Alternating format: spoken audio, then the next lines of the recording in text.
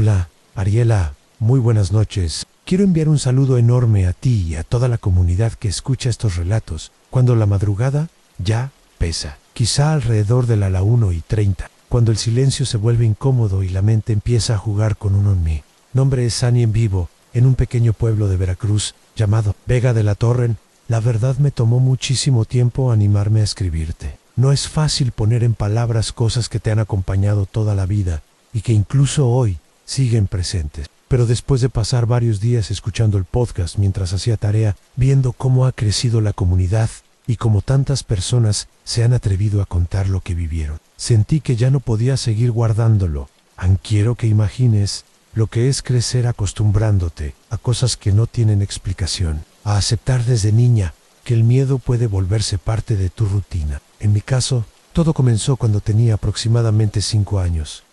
Siempre he vivido con mis padres y mi hermano mayor.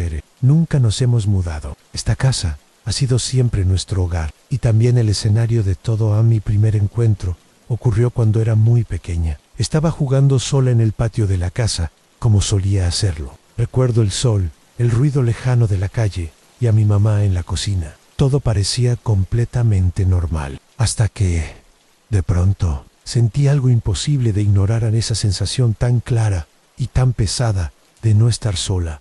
Levanté la mirada y fue ahí cuando la vi. Era una mujer alta, de cabello largo y oscuro. Su piel tenía un tono verdoso muy extraño, enfermizo, como si no perteneciera a una persona viva. Su ropa parecía pesada, húmeda, como si hubiera estado sumergida durante mucho tiempo bajo el agua. No pude ver su rostro con claridad, pero no lo necesitaba. El miedo que sentí en ese instante fue suficiente y me paralicé.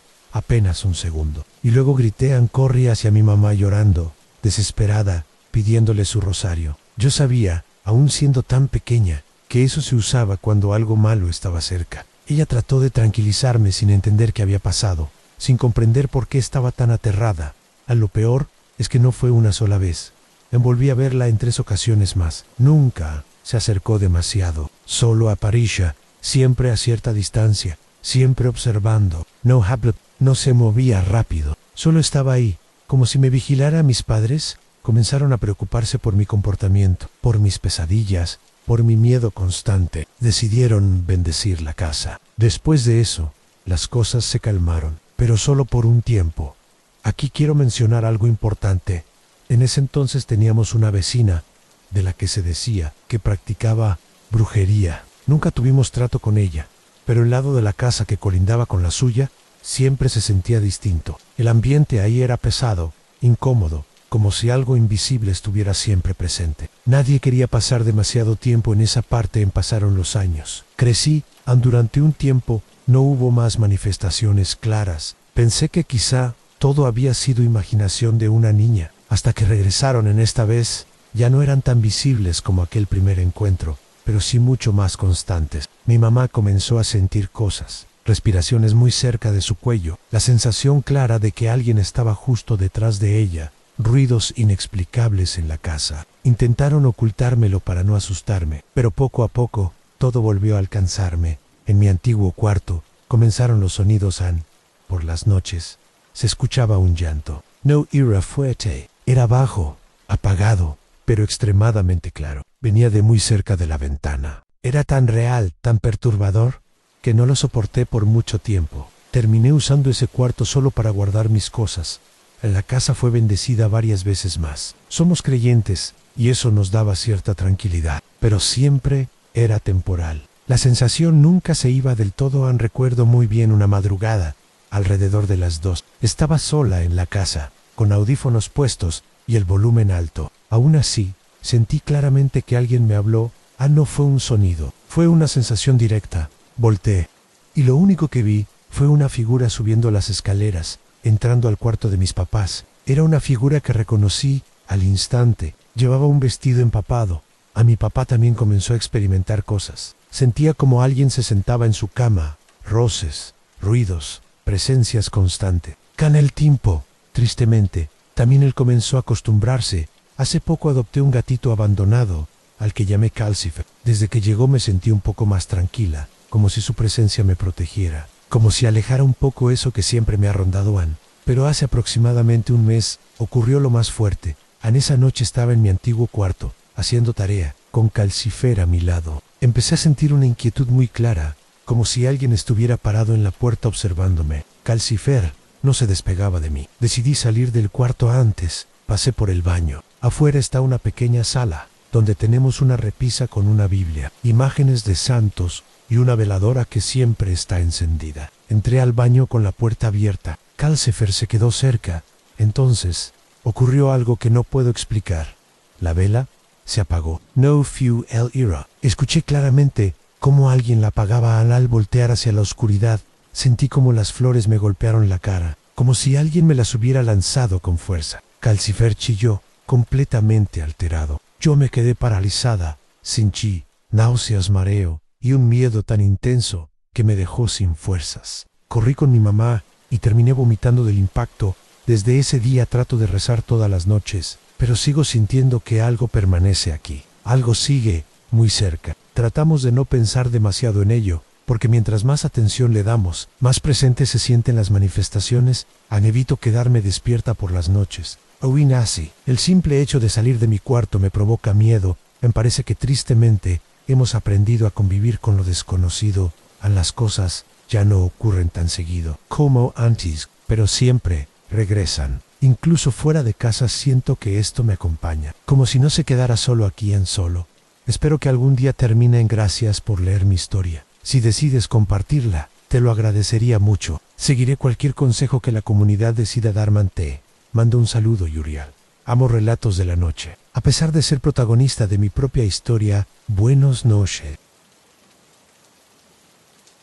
He decidido que mi nombre permanezca en el anonimato. No es por miedo a no ser creído, sino porque hay experiencias que, al pronunciarlas en voz alta, parecen reclamar atención. Y yo aprendí hace años que hay cosas que es mejor no llamar. Espero que puedan entenderlo conforme avance este relato. Soy originario de Torreón, Coahuila. Lo que voy a contar ocurrió hace ya varios años, pero el tiempo no ha logrado enterrarlo del todo. Hay noches en las que cierro los ojos y vuelvo ahí, no como un recuerdo, sino como una presencia, como si una parte de mí jamás hubiera salido de ese lugar. Crecí en una familia estable. Éramos una familia acomodada. No nos sobraba el dinero, pero tampoco nos faltaba nada. Vivíamos bien, con rutinas claras, con domingos familiares, con planes a futuro. Nunca imaginé que todo eso pudiera desaparecer tan rápido, ni mucho menos que el derrumbe no sería solo económico, sino algo mucho más profundo. Todo comenzó con una verdad que llevaba años escondida. Mi padre había mantenido una relación con otra mujer durante mucho tiempo. No fue algo breve, ni accidental. Cuando finalmente todo salió a la luz, nuestra familia se fracturó de una manera que no puedo describir con palabras simples. Hubo discusiones interminables, gritos que atravesaban las paredes, silencios que dolían más que cualquier insulto. A mi padre pidió perdón. Lloró, suplicó, y con el paso del tiempo, decidimos intentar seguir adelante. Creímos que lo peor ya había pasado, que el daño ya estaba hecho, y que ahora solo quedaba reconstruir. Pero algo que nadie quiso tomar en serio fue la reacción de esa mujer.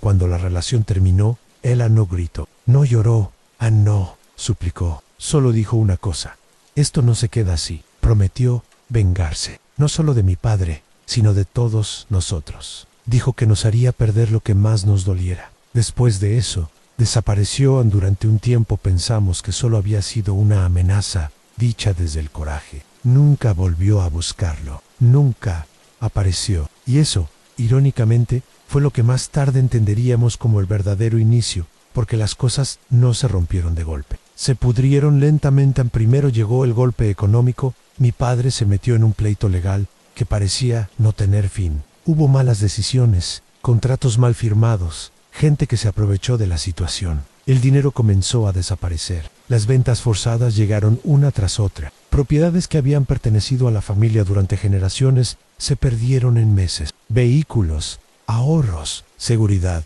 hasta que llegó el momento que ninguno de nosotros quería enfrentar. Tuvimos que vender la casa donde crecí. Recuerdo perfectamente el día que nos fuimos. Las habitaciones vacías, el eco de nuestros pasos, la sensación de estar abandonando algo que nunca volveríamos a tener. Nos mudamos a una vivienda de interés social, al oriente de la ciudad.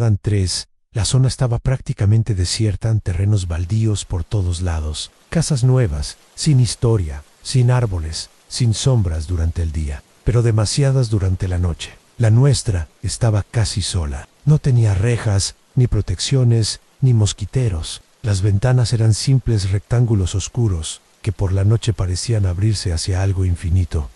Llegamos ahí con prisa. No hubo emoción, solo urgencia. Y fue entonces cuando comenzaron las enfermedades. A mi mamá fue la primera en caer. Adelgazó de forma alarmante en cuestión de semanas. No dormían, lo poco que comía le hacía daño. Perdió brillo en los ojos. Pasaba los días sentada en la cama, mirando un punto fijo, como si su cuerpo estuviera ahí. Pero su voluntad no. Después fue mi padre, un hombre fuerte, corpulento, que jamás había estado enfermo. Comenzó a apagarse. Perdió el apetito. Se levantaba cansado. Se sentaba sin energía. Era como si algo invisible estuviera drenándolo lentamente. Yo era el hijo menor, el único que aún vivía con ellos. Dormía en un cuarto en la planta alta. Poco después comenzaron mis propios síntomas, problemas intestinales severos, dolor constante. No podía comer sin sentir náuseas. Los médicos hablaban de infecciones, de estrés, de bacterias resistentes. Me daban tratamientos que no funcionaban. Todo empeoraba, pero lo peor llegaba por la noche. Dormía muy poco, y cuando lograba hacerlo, despertaba empapado en sudor, con fiebre, atrapado en pesadillas que parecían distintas, pero siempre terminaban igual, con un sonido a uñas largas, raspando un vidrio una y otra vez. Venía directamente de la ventana de mi cuarto. No era un ruido fuerte, era constante, insistente, como si algo quisiera que supiera que estaba ahí. Una vecina del patio trasero se acercó un día a mi mamá. Le dijo que por las noches habían visto sombras moviéndose en nuestro techo, a veces también en el patio, como si algo se asomara hacia mi ventana. A mi mamá no quiso escucharla, yo sí. Y fue ahí cuando empecé a entender que algo nos había... Después de que la vecina le hablara a mi mamá sobre las sombras en el techo, nada volvió a sentirse igual. Aunque ella intentó aparentar calma, algo en su mirada había cambiado. Era como si una idea horrible hubiera comenzado a tomar forma en su mente. Una que se negaba a aceptar, pero que tampoco podía expulsar.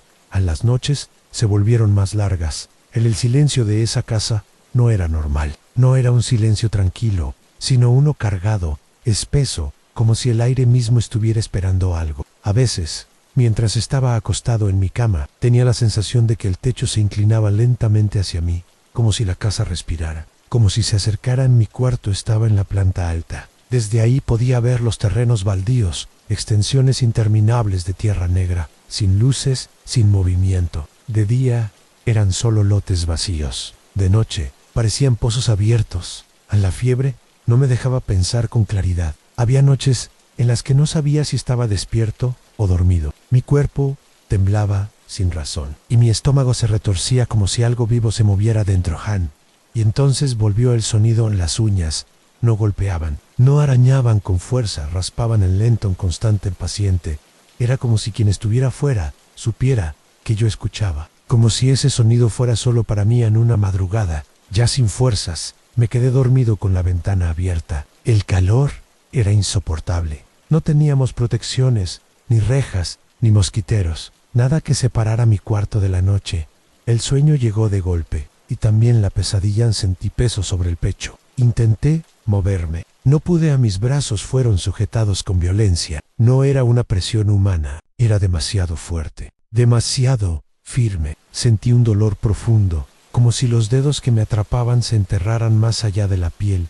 Quise gritar. Mi voz no salió. Ebrilos.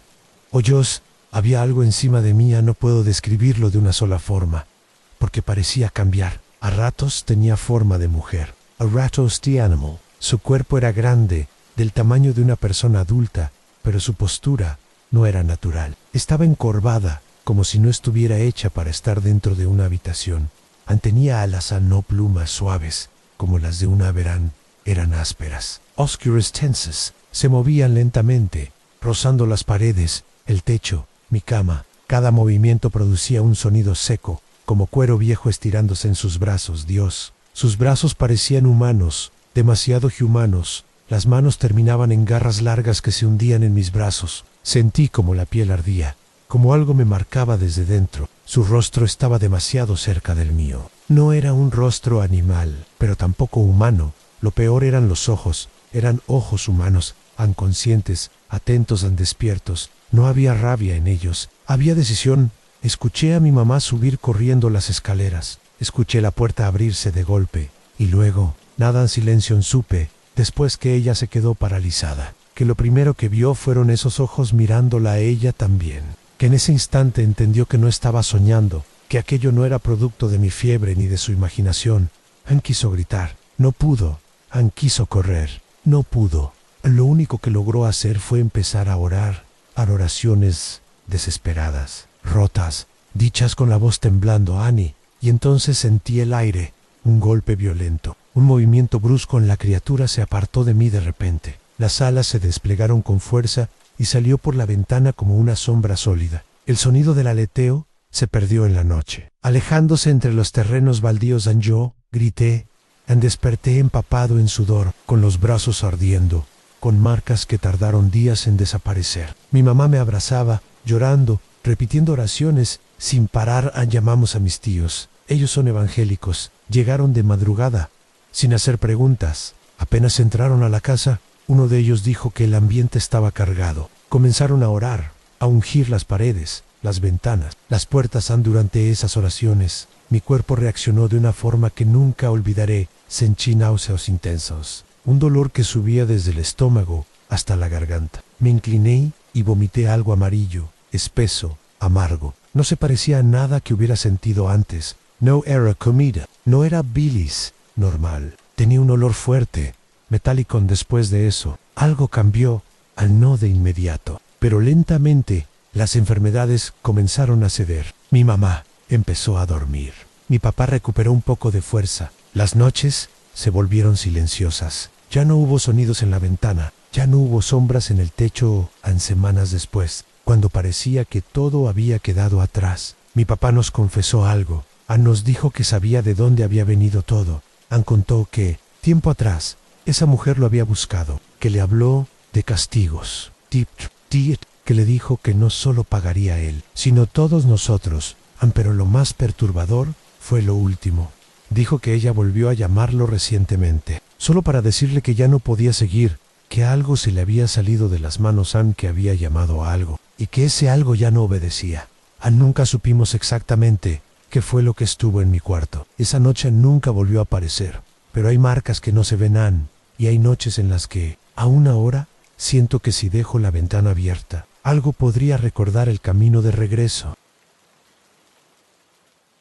Mi nombre es Armando, y quiero compartir con ustedes una experiencia que viví junto a mi familia, una que hasta el día de hoy sigue teniendo consecuencias en nuestras vidas. Lo que voy a contar es real, ocurrió dentro de mi propia casa, y lo presencié desde el inicio, hasta sus momentos más difíciles. No sé si lo que vivimos fue brujería, sugestión, o algo que simplemente no supimos explicar. Lo único que tengo claro es que pasó, que lo vi con mis propios ojos, y que dejó marcas que aún no terminan de desaparecer.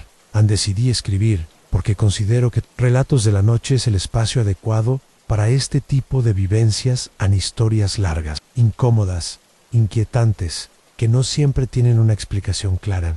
Durante mucho tiempo, dudé si debía contar esto. No sabía cómo ponerlo en palabras, ni cómo explicar lo que ocurrió realmente, pero el recuerdo sigue ahí, y las consecuencias también. Todo comenzó de una forma completamente normal, como suelen comenzar muchos problemas, una discusión entre vecinos. En aquel entonces, una nueva familia se mudó a la zona donde vivíamos. Tenían 2 hijos, un muchacho de entre 18 y 20 años, y una chica de unos 16 o 17. El hijo solía jugar fútbol con otros jóvenes en una pequeña plazuela rodeada de casas. El problema era que jugaban sin ningún tipo de cuidado. En una ocasión, el muchacho pateó el balón con tanta fuerza que éste golpeó un poste y dañó un transformador, provocando un apagón en toda la cuadra. A raíz de eso, en mi casa, se quemó mi computadora. Varios vecinos, también afectados, salieron a reclamarles. No era la primera vez que se les pedía que tuvieran cuidado. Mi mamá, que siempre ha sido una mujer aguerrida y defensora de lo suyo, desde ese momento desarrolló un rechazo muy fuerte hacia esa familia no era solo por el incidente. La señora tenía comportamientos muy extraños. Era agresiva, mal hablada y transmitía una sensación pesada, incómoda. Su pareja, un hombre alto y calvo, parecía cumplirle todos sus caprichos sin cuestionar nada Nan, aunque el apagón no pasó a mayores. En mi familia quedó una molestia profunda, sobre todo por la actitud indiferente de ellos, como si el daño que habían causado no les importara en absoluto Ann. Pero el verdadero problema comenzó meses después. Ann un día, al salir de casa, la hija de esa familia venía corriendo y empujó a mi mamá, haciéndola caer al suelo. Mi mamá es una persona muy delgada, de huesos frágiles, y se lastimó fuerte cuando le reclamó que tuviera cuidado. La muchacha respondió de forma grosera, diciendo que la calle era libre. Eso encendió a mi mamá, y en un impulso le dio una cachetada. Ann aclaró algo importante. No justifico esa acción. La chica era menor de edad. Fue una reacción provocada por el dolor, la impotencia y la tensión acumulada durante mucho tiempo a partir de ese día. La situación se volvió insoportable durante más de un año. La señora comenzó a insultar a mi mamá y a nuestra familia casi a diario. Lo que más me sorprendía era ver cómo mi mamá, siendo de carácter fuerte, se contenía para evitar problemas mayores. Un tiempo después, nos vimos obligados a mudarnos porque nos subieron la renta el día que mis papás estaban sacando nuestras pertenencias. La señora salió de su casa y comenzó a gritarnos una cantidad impresionante de groserías, celebrando que nos fuéramos. Llegó incluso a meterse con temas muy delicados para nosotros, a decir cosas sobre mi papá. Después de más de un año de aguantar, mi mamá finalmente respondió. Le preguntó cuál era su problema, por qué se empeñaba tanto en atacarnos en ese momento. La señora bajó rápidamente las escaleras de su casa y se acercó a mis papás, gritándoles frente a frente. Recuerdo claramente sus ojos. Parecían brillar, como si hubiera estado esperando ese momento cuando mi mamá decidió retirarse. La señora gritó: «Ah, mi flaquita, se va a encargar de ti Ann». Se refería a la Santa Muerte, de la cual era muy devota. Quiero aclarar que no pretendo ofender ninguna creencia. No tengo nada en contra de ninguna. Solo relato lo que ocurrió y lo que se dijo meses después de ese incidente. Mi mamá comenzó a sentir un dolor muy fuerte en el estómago, sin razón aparente. Al principio era tolerable, pero con el tiempo se volvió insoportable. Hubo ocasiones en las que terminó en urgencias Andy. Hicieron estudios de todo tipo. No encontraron nada en algunos doctores. Incluso insinuaron que solo quería llamar la atención. Para mi hermana y para mí fue desesperante verla sufrir sin poder hacer nada. Su estómago se inflamaba de una forma extraña, como si algo se moviera dentro, aun cuando mis papás vieron que en el hospital nadie podía ayudarlos. Mi abuelita sugirió acudir a un monasterio cercano a la ciudad, conocido por ayudar en casos muy difíciles y privados. Ahí, un monje nos escuchó y nos llevó con otro más experimentado. Después de oír todo, nos dijo sin rodeos: «Lo que les está pasando tiene toda la pinta de ser brujería». Esa respuesta nos impactó, sobre todo viniendo de alguien de la iglesia. Incluso nos recomendó buscar a un sacerdote de otra religión que podría ayudarnos. A mi papá intentó localizarlo durante meses, pero siempre ocurría algo que lo impedía. Mientras tanto, mi mamá empeoró. Se volvió agresiva, fría, y en ciertos momentos parecía no reconocernos. Decía cosas hirientes que deterioraron gravemente nuestra familia. Una noche de octubre ocurrió algo que jamás olvidaré. Me despertaron los quejidos de dolor de mi mamá. Al entrar al cuarto, la vi retorciéndose en la cama mientras mi papá le sostenía la mano. Eran cerca de las 11:30 de la noche, pero cuando dieron las 12, todo empeoró. Su cuerpo se arqueaba de forma horrible. Su estómago se inflaba cada vez más. Fui por una botella de agua bendita que nos habían dado en el monasterio y comencé a rezar mientras la rociaba. Mi mamá le suplicaba a mi papá que me sacara del cuarto, diciendo que yo no debía estar ahí. No hice caso. Tenía 14 años y sentía que debía ayudar. Hubo un momento en que su estómago comenzó a moverse desde dentro, como cuando un bebé patea, pero de una forma mucho más violenta. Busqué en internet la oración de la Magnífica y comencé a rezarla, haciendo cruces con el agua en su frente. Mi papá salió del cuarto por un momento y me quedé solo con ella. Su espalda se arqueaba tanto que parecía que iba a levitar. Se los juro. Después de unos minutos, todo se calmó. Mi mamá cayó exhausta y se quedó dormida. Durante algunas semanas, todo mejoró. Los dolores y la agresividad disminuyeron, pero con el tiempo regresaron, aunque con menor intensidad. Hasta hoy, 4 años después, aún hay momentos en los que vuelve a pasar. Nunca encontramos al sacerdote. Mi mamá dice que aquella noche ella protegió a nuestra familia. No sé exactamente a qué se refiere, ni qué fue lo que enfrentó. Solo sé que desde entonces nunca volvió a ser la misma. A veces me pregunto si aquello que le hicieron se fue, o si simplemente aprendió a esconderse. Y aún hoy, en mi cabeza, sigue resonando la voz de esa mujer diciendo: mi flaquita se va a encargar de ti.